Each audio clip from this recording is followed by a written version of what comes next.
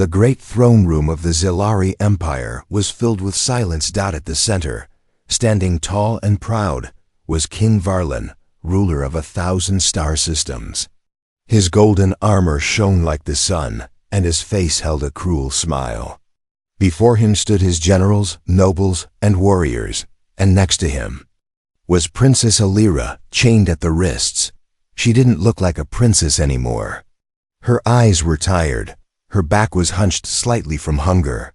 Once, her beauty made suitors from every world come to ask for her hand. But that was before they found out her terrible truth. She was infertile. Alira had been born with a rare genetic defect, something that made it impossible for her to bear children. In a royal family where bloodlines meant power, this was seen as a curse. Her father, the king, called her useless. Her mother never looked at her again. And now, the king was giving her away like trash. He raised a hand to silence the crowd. "As a gift to the humans, I offer my beloved daughter," he said, mocking. "Let them see what royal failure looks like." The crowd laughed. At the foot of the steps, surrounded by guards, stood a human soldier, Eli Grant. He was dirty, bruised, and wearing a torn uniform. He had been captured during the final battle between humans and the Zilari. He expected death or slavery. Instead, the king walked down and pushed Alira forward. "She is yours now, human," King Varlin said with a sneer. "A royal gift. Perhaps she will clean your boots." The guards unlocked her chains and shoved her toward Eli. She stumbled and almost fell, but Eli caught her in his arms. Their eyes met. In that moment, something strange happened. Alira felt warm, not from fear, not from anger, but something deeper. A small flicker like a spark inside her chest. Eli didn't say a word. He just gently helped her stand, brushing her long white hair out of her face. For a second, she forgot the crowd, the noise, even the king. Then a whip cracked in the air. "Move, human," a guard barked. "Take your prize and go." Eli looked at Alira. She didn't speak. She didn't smile. But she followed him quietly as they were led out of the throne room. In the holding barracks, Eli and Alira were placed in a small cold room. There was only one bed, no blankets, no light, except a weak lamp in the ceiling. Eli sat on the floor. He looked at her, still confused. Why would a king give away his own daughter like this? Alira sat on the edge of the bed, holding her arms tightly around herself. "You okay?"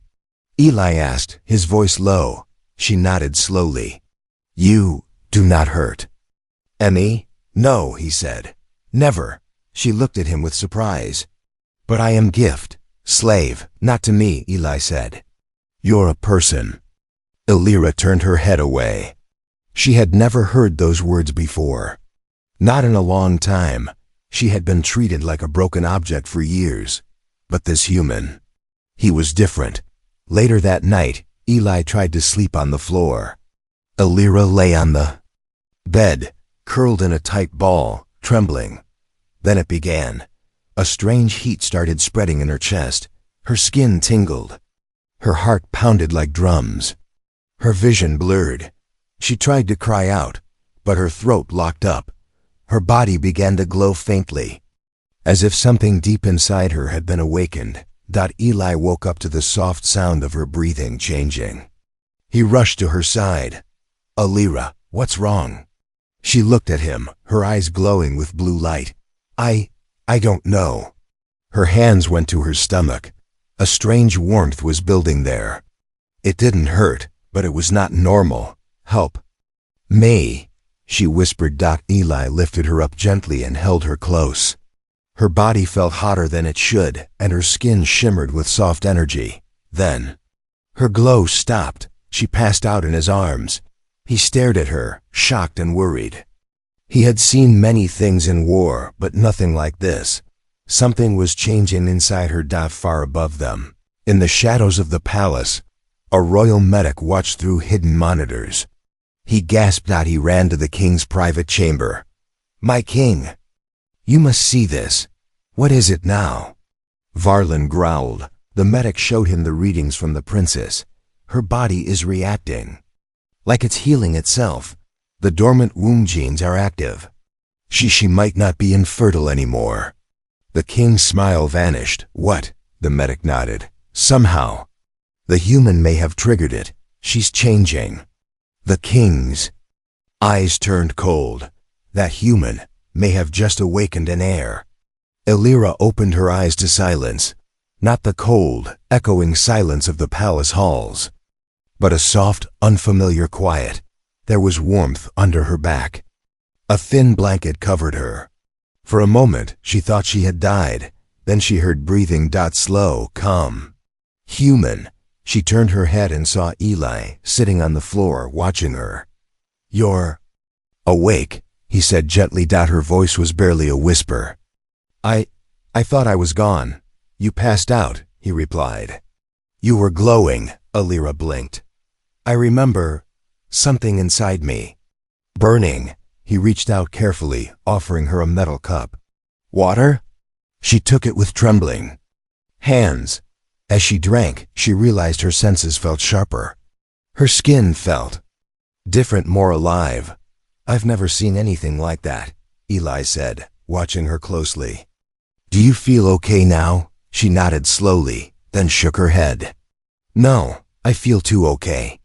Outside the room, in a dark control center of the Zilari palace, two figures stood watching her vitals on glowing screens. One of them, the same royal medic, spoke in a low voice. Her hormone levels are rising. Cells are regenerating. This is impossible. The other, a noble woman with sharp golden eyes, frowned. It's not impossible. It's dangerous. She was infertile, the medic whispered. Now her body is preparing for life. Back in the room, Elira touched her stomach again. I was told I can never give life, she said, almost like a confession. Doctors tested me. Healers cursed me. They said I was empty. Eli stayed quiet. He didn't understand alien medicine, but he could see fear in her eyes. But now, she continued, her voice trembling, it feels like something has started. Eli nodded slowly. Maybe your people were wrong. She looked at him, her silver eyes filled with confusion. Why would it begin now, with you? He laughed softly. I don't know. Maybe humans are good luck. Later that evening, Elira stood barefoot, looking at herself in the mirror. She hadn't truly looked at her body in months. But something had changed. Her skin glowed faintly under the light. Her cheeks had color, and deep inside, she could feel a slow pulse, something growing like a tiny flame dot. She turned to Eli. What if I can carry life now? Eli stood still. Do you want that? Elira was quiet for a long time. I don't know. I only know one thing. If my father finds out, he won't be happy. That night, she had a strange dream. She stood in a glowing field under alien stars. A child with glowing silver hair ran into her arms laughing. But when she looked up, the sky turned black and warships filled the heavens. A voice, deep and cruel, whispered from the shadows. That child belongs to the Empire. She woke with a cry. Eli was already at her side. It's okay, just a dream. No, she whispered. It was a warning. Meanwhile, far above them, the king received a private message. A floating hologram of the royal medic bowed low. Sire, the readings are confirmed. The girl is changing. We believe she's fertile. The king's jaw clenched. Impossible. Her body responds to the human's presence, the medic added. It may be instinct. It may be fate. The king stood in silence for a long moment. Then with a cold voice he said, if she becomes pregnant, this war is not over. The next morning, two guards entered Eli's room without knocking. They grabbed him roughly. You are being transferred. Come. Elira tried to stop them. No, where are you taking him? One guard laughed. To see the king, alone. As they dragged Eli away, Alira felt panic rising in her chest. Her fingers began to glow again, just like before. This time, it wasn't healing. It was rage. Eli stood before the throne once again, this time alone. The alien King Varlin didn't smile. Gone was the mocking joy. His golden eyes were narrow, cold. "You have touched what was not yours," the king said slowly. "My daughter is not some plaything." Eli stayed calm. "She's not a thing at all." "You dare answer me?" Varlin's voice echoed through the grand hall. "Do you understand what you've done, human?" "I didn't do anything," Eli replied. "I only treated her like a person." The king stepped down from his throne. "Her body has changed," he hissed. "She glows. She burns. And now the impossible may be growing inside her." Eli's heart skipped. So it was true. Meanwhile, back in the cold room, Alira paced. Her hands trembled. Her breath was hot. A strange heat was spreading through her body, stronger than before. She had felt it last night, but now it was alive, wild, untamed. Her body craved something only Eli could give. But it wasn't just physical. It was connection. She touched her lower stomach. No pain, no sickness. Just warmth. Was this what her kind had denied her all her life? She looked toward the door, whispering, "Come back soon." Elsewhere in the palace, secret meetings had begun. The royal medic spoke with the noble woman again. "Her body is no longer infertile. We've checked it 10 times. This is no accident." "And the father?" she asked. "Human." The noble woman sneered. "Then the bloodline is tainted." "But stronger," the medic added.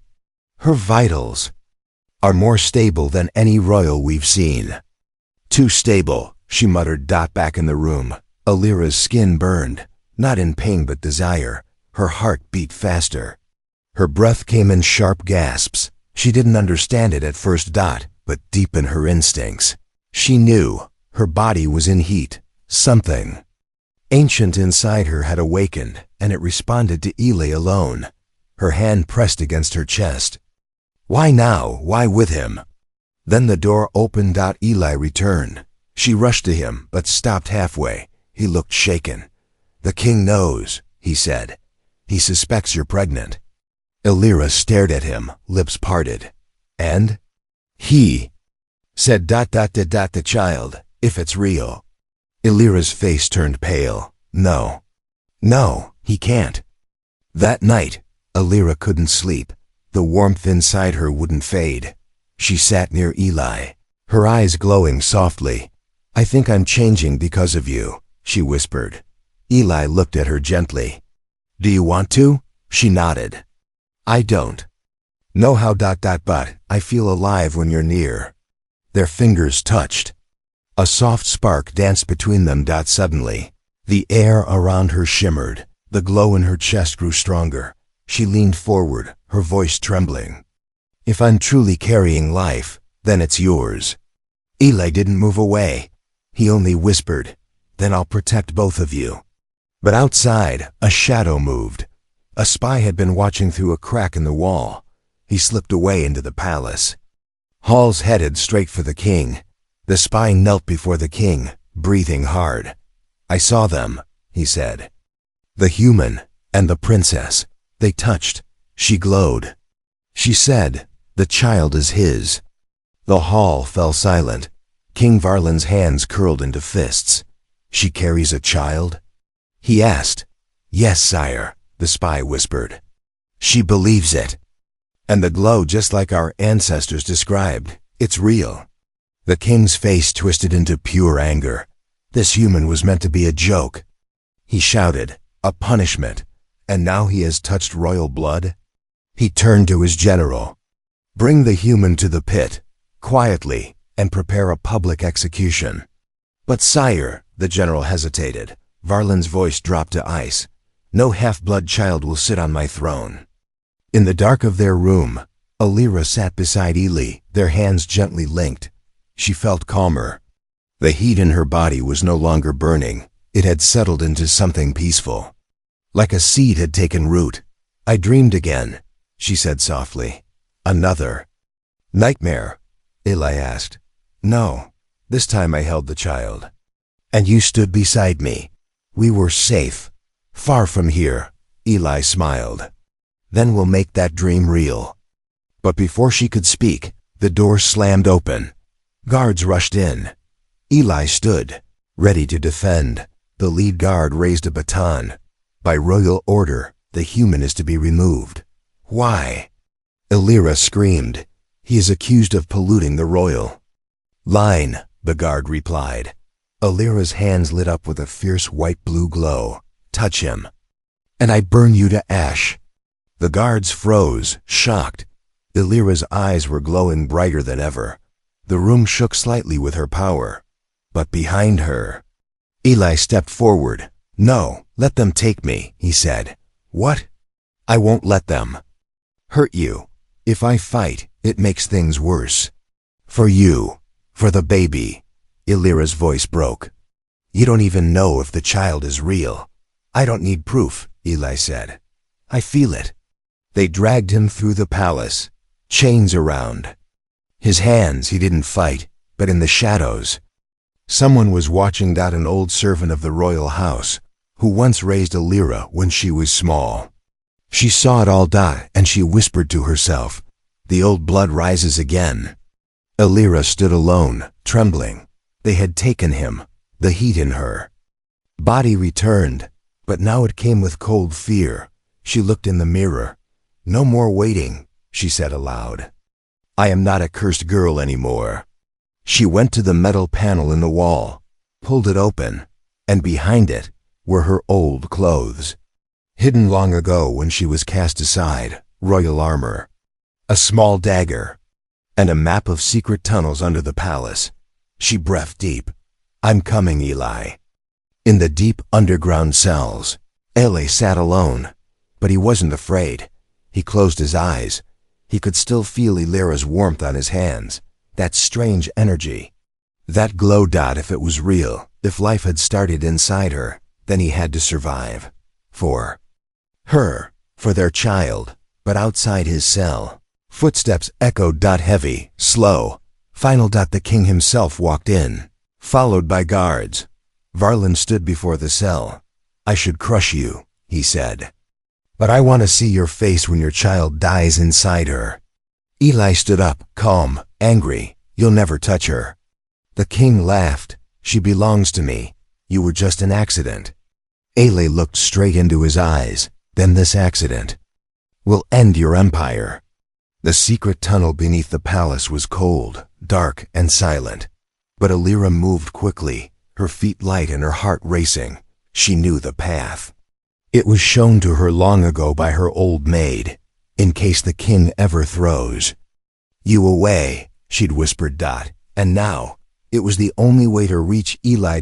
She gripped the small dagger in her belt. Her body still pulsed with strange energy, stronger now, more alive. Her blood wasn't cursed anymore. She was carrying something powerful. In the prison cell, Eli sat against the wall.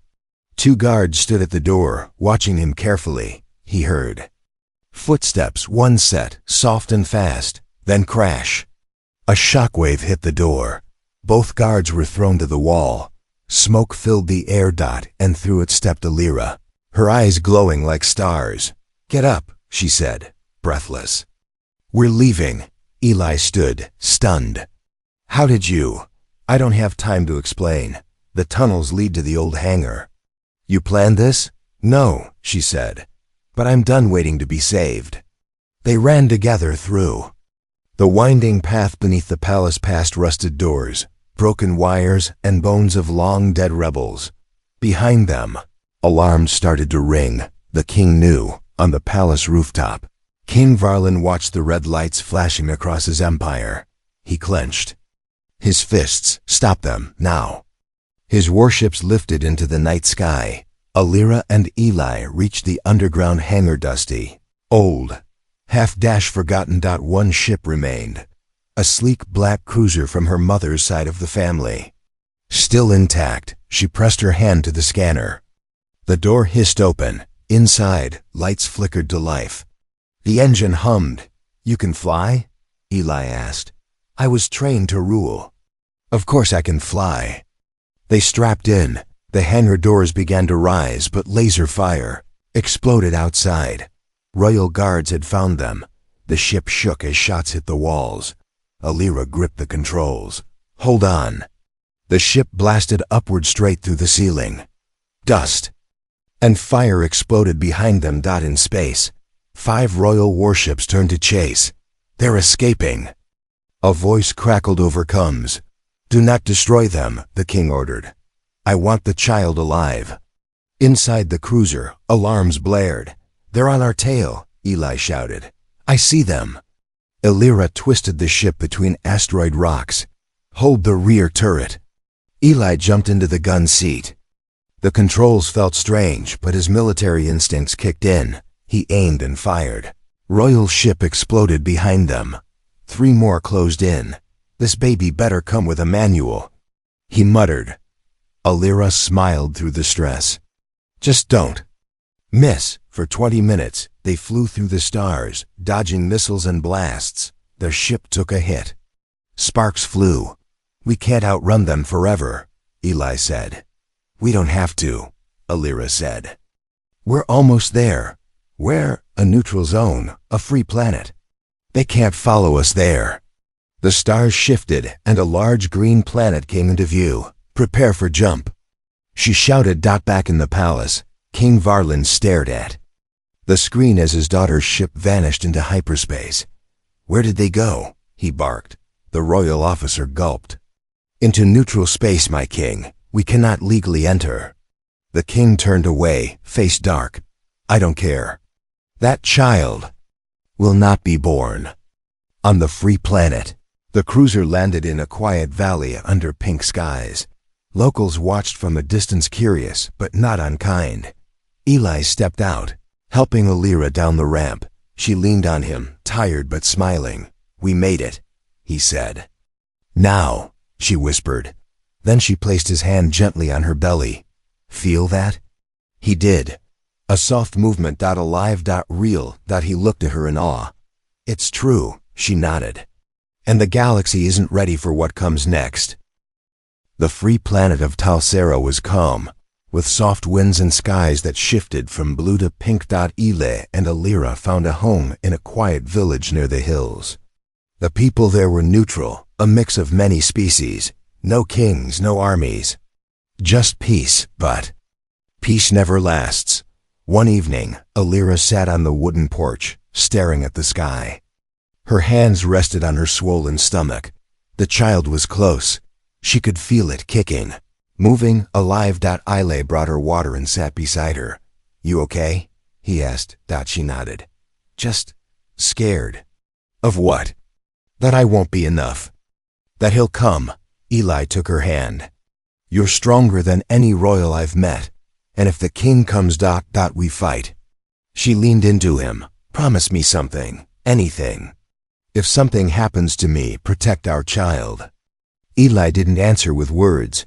He just pulled her close and held her as the stars turned above them. But far above, watching from orbit, a shadow waited. A cloaked ship hovered just outside Talsera's detection range. Inside, a single assassin prepared his weapons, silent, deadly. The order was clear: kill the human. Take the child. Leave the princess to suffer. The next night, Alira's water broke. Pain hit her like fire. Eli rushed to get help. A local healer arrived, an older alien woman with sharp eyes and warm hands. She led Alira into a small room lit with candles and glowing stones. She is ready, the healer said. But the child is not normal. Eli stepped forward. What do you mean?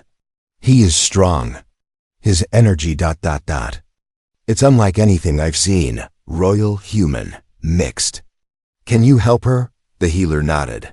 I will try. Hours passed. Alira screamed in pain. Her glowing skin pulsed brighter and brighter. Eli held her hand the whole time. I'm here, he whispered. You can do this. Tears ran down her face. It's too much. But she pushed. And then The room filled with light. A sound like thunder rolled through the air. Then, silence. A soft cry broke the silence. The healer smiled. "It's done." She lifted a small, glowing child, his skin like bronze, eyes silver blue, and a strange mark on his chest. Alira cried as she held him. "He's perfect." Eli stood in shock, awe in his eyes. "He's ours." The baby opened his eyes, and something passed between the three of them. Not just love, power, but outside. The assassin was already moving. He saw the house. He raised his weapon. "This ends tonight," he whispered. Suddenly, a flash of metal. Eli moved like lightning, blocking the door as the assassin fired. They fought. Blades clashed. Blood spilled. Eli took a cut to the arm, but kept fighting. The assassin lunged toward Alira, but the baby cried out, and a shockwave of blue energy exploded from his tiny body. The assassin was thrown across the room. Eli moved fast and ended it. Silence returned. Alira stared at her child, who was now quiet again. "That power," she whispered, "it wasn't mine. It was his." The next morning, word spread. The villagers had seen the light. They heard the cry. They now knew. A child had been born that night who could shake empires, and far away, on a hidden channel. The king got the message. He lives. King Varlin's eyes burned with rage. "He must not reach adulthood," he growled. "He is the end of me." But in a small home on Telsera, a child slept peacefully in his mother's arms, and the human who loved her stood at her side, ready for whatever came next. The king's warships appeared above the peaceful skies of Telsera without warning. Massive. Silent. Cold. The people of the planet looked up in fear. They had no army. No defense. Inside the royal flagship, King Varlin stood tall, staring down at the world that had stolen his daughter, and now dared to shelter her child. "My grandson." "Or not," he growled. "He is a threat to the throne. Bring me the boy." On the surface, Eli and Alira watched the sky darken. "He's here," she whispered, holding their son tightly. "He found us." Eli stepped outside. All around the valley, villagers gathered. Some came with tools, others with old blasters, others with bare hands. "We'll stand with you," said an old alien man. "That child is hope." Eli looked at the baby in Alira's arms, his silver eyes glowing with quiet power. "We're not giving him up," Eli said. "Not to anyone." Soon, royal soldiers landed, but something unexpected happened. When they stepped onto Telsera's ground, the villagers blocked their path. "You do not rule here," one woman said. The soldiers hesitated. Alira stepped forward, dressed in royal robes once hidden away, her head high, her son in her arms. "This child is of royal blood," she declared, "and I am not your property anymore." The villagers cheered. The soldiers lowered their weapons, some even bowed. They saw her not as a fallen princess, but a true queen. Then, the king came down himself. King Varlin, face hard as stone, walked through the crowd and faced his daughter. "Give me the child." "No." His eyes narrowed. "He is mine by law." "He is ours by love," Alira said. "And he will never become your puppet." The baby opened his glowing eyes and looked at his grandfather. The ground beneath the king's feet trembled. Energy pulsed through the air. Even the king took a step back. Eli stepped forward. "If you want him, you'll have to kill me." The king pulled his blade. "So be it." But before he could move, an old law was spoken. A voice cried out from the crowd. "Bloodline law. The human can challenge." Everyone froze. Eli looked confused. "What?" Alira turned to him, eyes wide. "By royal code, anyone who fathers a royal child may challenge the king for the right to protect the heir." Eli stepped forward. "I accept." The duel was short but powerful. Varlin was strong, trained, deadly. But Eli fought with something more. Purpose. He fought for Alira. He fought for their child. He fought for freedom. And when the king tried to strike low, Eli turned, disarmed him, and brought him to his knees. The people gasped. The king fell, defeated. And for the first time, silent, Alira stepped beside Eli. She held up the child for all to see. This is the new heir, she declared. Not of a throne built on fear, but of unity, strength, and love. Cheers filled the air. The warships pulled back. The king said nothing more. He left alone. Years passed. The child named Kale grew strong and wise, half human, half Solari, feared by old powers. Loved by many. And beside him always stood his parents, the human who was once a prisoner, and the princess who had once been called cursed. But in the end, she gave birth not just to a child, but to a new future.